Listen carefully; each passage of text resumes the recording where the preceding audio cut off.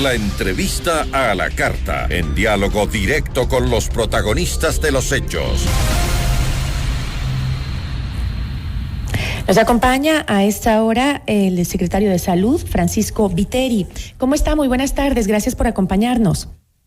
Muy buenas tardes ya, con todos y todas. ¿Cómo está? Gracias por estar con nosotros en esta entrevista. La consulta es ahora frente a la situación de Quito. ¿Cuál va a ser la actitud del municipio en sí? ¿Cuál va a ser? ¿Va a acogerse a los exhortos o las exigencias que está haciendo el COE en este momento epidemiológico que ya está preocupando? La ciudad de Quito cuenta con un sistema de alerta que fue construido en base a criterios técnicos y sobre el cual nos hemos estado desarrollando en cuanto a foros o restricciones. El sistema de alerta tiene 4 niveles. Nos encontrábamos en el color amarillo y de acuerdo a la reunión que tuvimos el día de ayer del COE Metropolitano, tomando en consideración las información respecto de la nueva variante que dio el Ministerio de Salud Pública, considerando también el comportamiento epidemiológico internacional de la variante, hemos resuelto el día de ayer en el COE Metropolitano subir nuestra alerta a nivel naranja. Esto es de acuerdo al sistema que ya tenemos establecido. Ahora, ¿cuáles serían entonces las medidas que va a coger el Distrito Metropolitano de Quito? Entiendo que el COE planteó algunas que deberían ser generales, que está analizando incluso que se pida el carnet de vacunación o una prueba PCR a la entrada de diferentes actividades privadas como cines, como salones, hoteles, ese tipo de cosas. ¿Quito se acoge entonces a eso? No, nosotros lo que hacemos es aplicar el sistema de alerta. Las restricciones o obligaciones que sean constitucionalmente establecidas por el órgano rector o competente de cumplimiento, evidentemente, de acuerdo a la normativa vigente, pero en el sentido de las restricciones de aforos que nos corresponde en este caso, estamos utilizando nuestro sistema de alerta que mantiene ya un nuevo nivel de aforos, de restricciones. Nosotros no damos permisos de espectáculos, por lo tanto eso le corresponde a la Intendencia. La exigencia del uso o de la presentación del carnet, necesitamos una normativa que expida el gobierno nacional, ya que al momento no es un documento que podemos obligar en ninguna de nuestras actividades. Entonces nuestra resolución tiene que ver con el aforo permitido para las actividades que se desarrollen en el sector productivo y de servicios de la ciudad. Ahora, entiendo lo que usted me explica, pero le leo exactamente lo que me dijo Juan Zapata, presidente del COE Nacional, el día de hoy, esta mañana, cuando estábamos al aire en el noticiero y hablamos sobre el tema de las restricciones y si a Quito se va a acoger o no. Él dijo, el carnet o certificado de vacunación a nivel nacional para ingresar a lugares de atención al público, excepto los que son esenciales, rige ya desde mañana a nivel nacional. Sí, la disposición a nivel nacional y con el respaldo jurídico, obviamente serán respetadas y acogidas porque ya nos toca de manera obligatoria.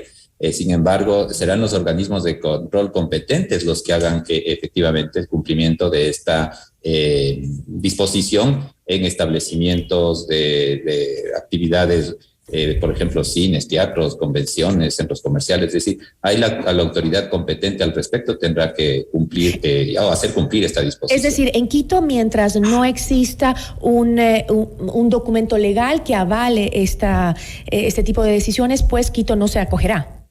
Exactamente, o sea, nosotros necesitamos una disposición sustentada jurídicamente que dé esa disposición para nosotros poder implementar de acuerdo a nuestras competencias con los organismos de control competentes.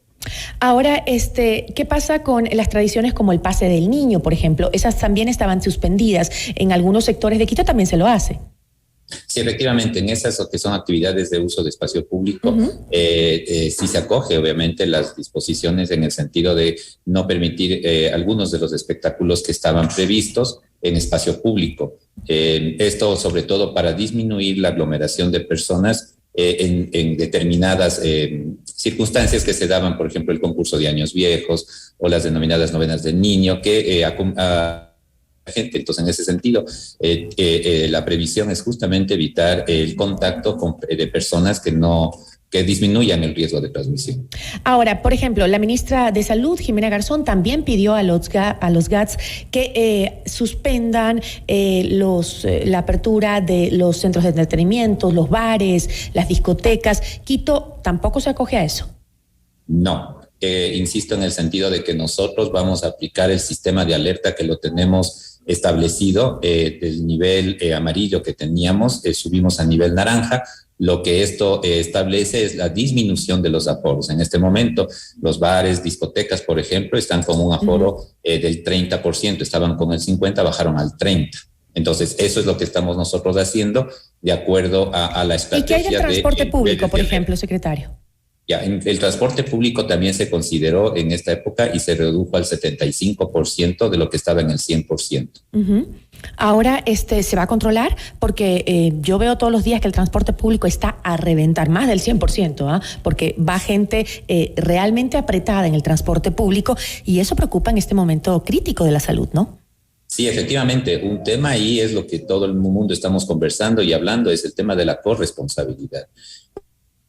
Establecemos ciertas normativas, damos todos los servicios que requieren. Por ejemplo, estamos con puntos de vacunación coordinados con el Ministerio de Salud Pública, hacemos pruebas de tamizaje en distintos sectores de la ciudad, damos toda la información posible de medidas de bioseguridad, pero es la corresponsabilidad ciudadana también la que debe apoyar. Es decir, si ya establecemos un aforo en un establecimiento, en una unidad de transporte, los ciudadanos debemos respetar ese aforo y esa normativa. Bueno, los transportistas también deberían respetarlo, ¿no? Hacer que se respete.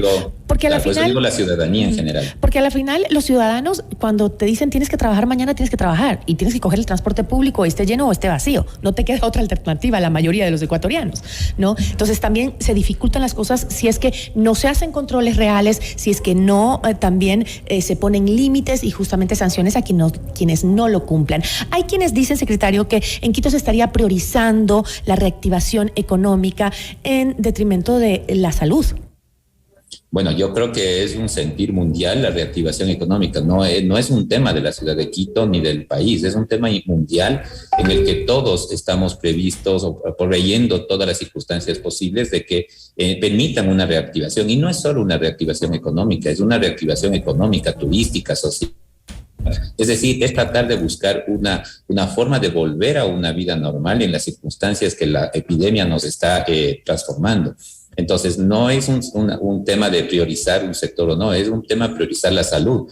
Y la salud nos permite a nosotros ser productivos, realizar actividades. Es decir, es un tema más bien de una visión más amplia de la problemática que el COVID nos está dando. Y ahora, secretario, ¿no sería dentro de ese concepto que usted acaba de plantear analizar la posibilidad de ampliar los horarios de los centros comerciales? ¿Se va a hacer eso? También el tema de cambios en la movilidad durante las fechas de Navidad.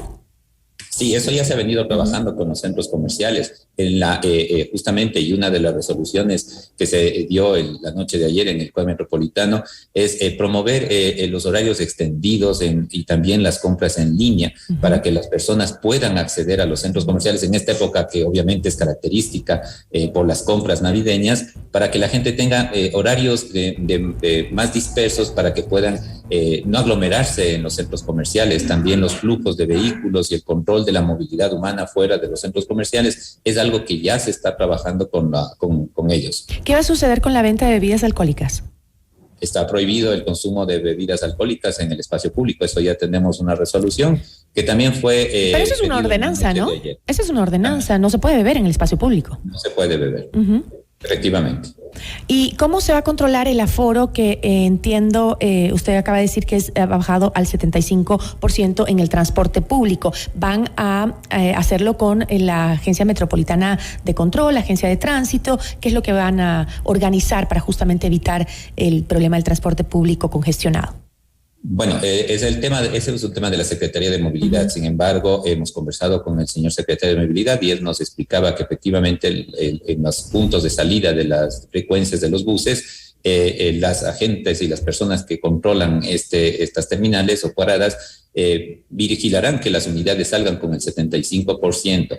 Evidentemente, en el trayecto ya de las líneas o recorridos, los usuarios suben y bajan de la unidad y es donde justamente lo que tú comentabas hace un momento, la gente se sube por necesidad y se agolpa en una unidad. Y también es una responsabilidad del transportista y del usuario, pero también obviamente del control y sanción de la Agencia Metropolitana de Tránsito, que hará los operativos correspondientes para controlar que las unidades de transporte se movilicen con el 75%. Y secretario, ¿cómo está la situación de hospitalaria actual? ¿Se ha confirmado ya el repunte de los casos por la variante Omicron en los hospitales? Esa es información oficial que el Ministerio de Salud Pública lo presentó en la rueda de prensa de hace 48 horas, en la que nos notificó que tenemos 19 casos adicionales en Guayaquil, lo que suman 22 a nivel nacional.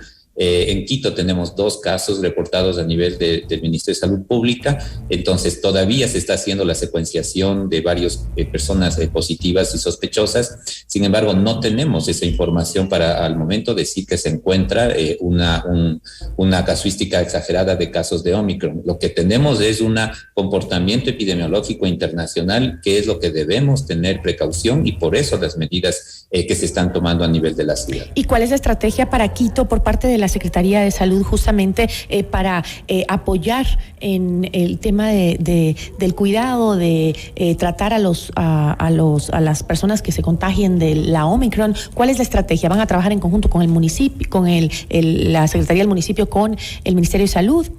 Sí, por supuesto, el trabajo coordinado con el Ministerio de Salud Pública se lo viene desarrollando permanentemente. También recogemos las recomendaciones internacionales en cuanto a la pandemia. La Organización Mundial de la Salud y otros organismos científicos han determinado que la mejor forma de disminuir la transmisibilidad de las variantes como la Omicron y las otras existentes es la vacunación con tercera dosis o dosis de refuerzo y las medidas de bioseguridad que todavía son la mejor arma que tenemos para disminuir la transmisión. La Organización Mundial de la Salud recomienda justamente que se intensifique la vacunación. El gobierno nacional ya ha bajado la edad para la dosis de refuerzo. También estamos trabajando conjuntamente, abriendo más puntos de vacunación para extender la posibilidad de que las personas puedan acceder a la tercera dosis que es necesaria para disminuir el riesgo de transmisión. ¿Y cuál es el pronóstico que tiene la Secretaría de Salud de Quito frente a las festividades de esta Navidad? ¿Existe o se espera que se dé un repunte mayor por los festejos navideños y de fin de año? Efectivamente, el COVID se ha ido manifestando con picos estacionales en diferentes momentos del año. En diciembre del 2020 a enero del 2021 hubo un repunte importante. No teníamos la vacuna y tenemos la primera semana de enero del 2021 tuvimos casi 5.500 casos semanales en la ciudad. En estas últimas semanas hemos observado un incremento de casos que llegan a 570, 550 casos semanales. Preveemos que efectivamente para el mes de enero tengamos un repunte de los casos, que es lo que está ocurriendo no solamente en la ciudad de Quito. Este es un fenómeno nacional. Hemos estado observando también el comportamiento de las curvas epidemiológicas, tanto nacional como de algunas ciudades. Y tenemos casi el mismo comportamiento, es decir, el virus en los últimos 3 meses, desde el feriado del 9 de octubre, 15 días después comenzó a subir la casuística local y nacional. Luego tuvimos el feriado del 2-3 y subimos para tener una proporción. Antes del feriado del 9 de octubre teníamos 40, 50 casos semanales en la ciudad de Quito. Ahora tenemos 500.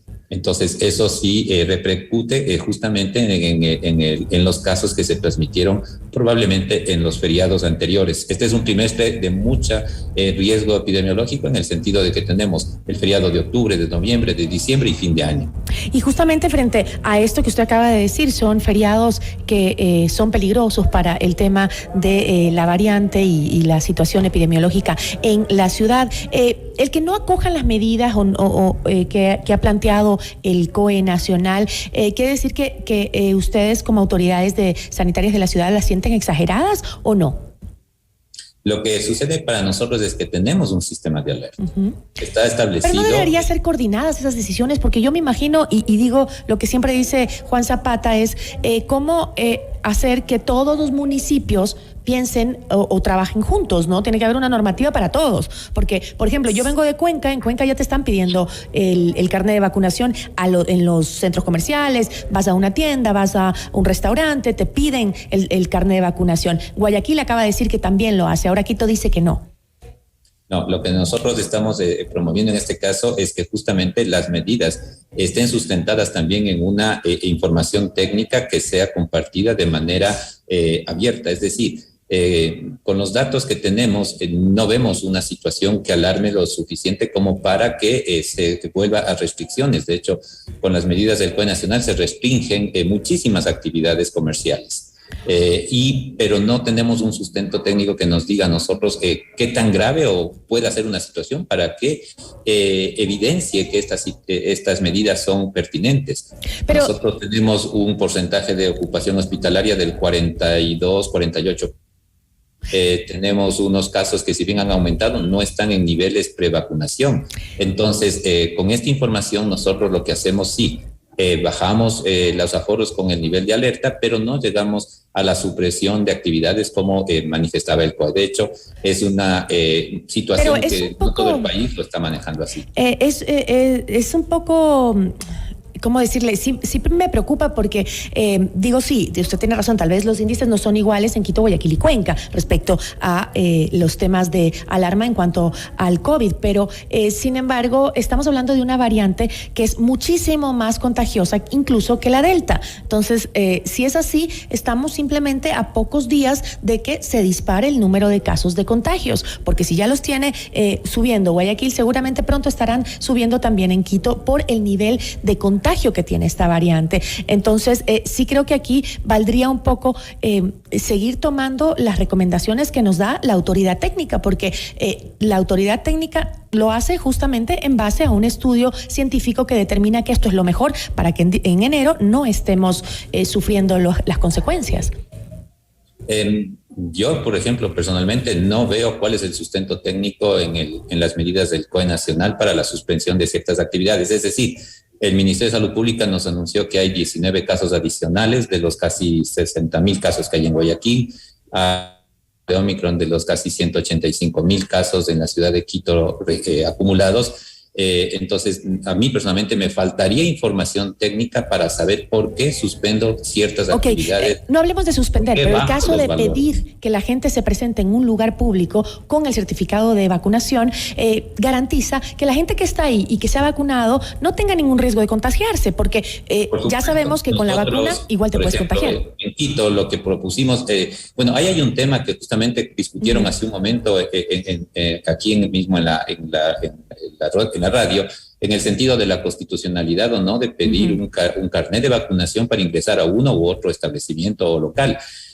Nosotros lo que hemos hecho, hasta que se dé ese amparo legal para hacer una exigencia, lo que estamos haciendo es, y en la resolución de anoche, solicita que también se promueva que los establecimientos comerciales soliciten el carnet de vacunación para que tengan acceso a sus lugares, pero no podemos exigir porque no tenemos una normativa, como bien se lo explicó hace un momento. ¿Y cómo lo hace Guayaquil? ¿Y cómo lo hace Cuenca?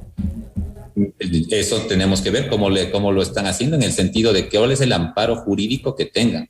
Nosotros al momento sabemos a nivel nacional no hay un amparo jurídico. Eso mismo lo anunció Juan Zapata, el presidente del COE Nacional, que va a hacer los análisis jurídicos para establecer la normativa. Eso lo dijo el día de ayer. Sí, le escuché. Por lo tanto, si el COE Nacional mismo tiene que hacer la consulta jurídica para ver si la exigencia del certificado de vacunación es obligatorio, entonces obviamente se pronunciará y nosotros acataremos porque eso ya estaría regularizado. Entonces las autoridades en Guayaquil, la alcaldesa, en ese caso la alcaldesa de Guayaquil, al poner esta normativa, estaría yéndose contra la Constitución y los derechos de los ciudadanos. Yo lo vería así, efectivamente, porque si el mismo COE Nacional, el presidente, lo dice que va a hacer las consultas jurídicas para ver Entonces yo personalmente yo esperaría que nos dé el pronunciamiento y si es ya jurídicamente que en este caso que se dé la obligatoriedad, lo aplicaremos inmediatamente. De hecho, para nosotros, desde el punto de vista sanitario, la vacunación es fundamental y por eso estamos haciendo todo lo posible por vacunar a la gente. Y cualquier esfuerzo e iniciativa que sea necesaria para hacerlo, lo estamos implementando. Y nos ayudaría mucho esta cuestión de que sea obligatorio el carnet. Sería claro personalmente eso hemos visto, por ejemplo, vimos nosotros el comportamiento de la curva de epidemiológica de Inglaterra. El 1 de enero tenían una positividad de Omicron del 2.7 más o menos. 15 días después llegaron al 80. Pero la diferencia con Inglaterra es que ellos, la mascarilla no es obligatoria, los aforos se abrieron, la gente no se vacuna. Clarísimo. Entonces se implementan medidas. A los 15 días comenzamos a ver el descenso. ¿Qué hicieron? Comenzaron a obligar la mascarilla, comenzaron a obligar la vacuna y comenzaron a restringir aforos. Entonces, vemos que las medidas son importantes. Bueno, sí, pedimos también en todo caso a la ciudadanía, a aquellos locales que sientan que así pueden proteger mejor a sus clientes, pues que voluntariamente pidan el carnet de vacunación. Porque le digo una cosa, personalmente yo me sentí más segura cuando entré a un restaurante en la ciudad de Cuenca y me pidieron el carnet de vacunación. Me sentí como más segura. Creo que es un beneficio para todos, ¿no? Claro, efectivamente. Yo ayer también asistí a un evento que está promoviendo las actividades deportivas para el año 2022 y el requisito de ingreso para este evento era el carnet de vacunación. Y sobre todo si se trata de locales de servicios no esenciales, ¿no? Porque tampoco puedes limitar cosas que son esenciales para vivir o para el comercio. Claro. Pero en todo caso, lugares como restaurantes o de diversión o centros de diversión deberían Nosotros estamos de acuerdo, pero siempre que la normativa nos ampare para evitar incluso cualquier reacción lógica o justificada de las personas que sientan que sus derechos son vulnerados. Así es, si no hay un marco legal difícil, ¿no? Pero en todo caso lo entendemos perfectamente. Muchísimas gracias, secretario. Encantado, con gusto. Una buena tarde. Francisco Viteri, secretario de Salud de Quito. Esto es Notimundo, la carta, siempre bien informados.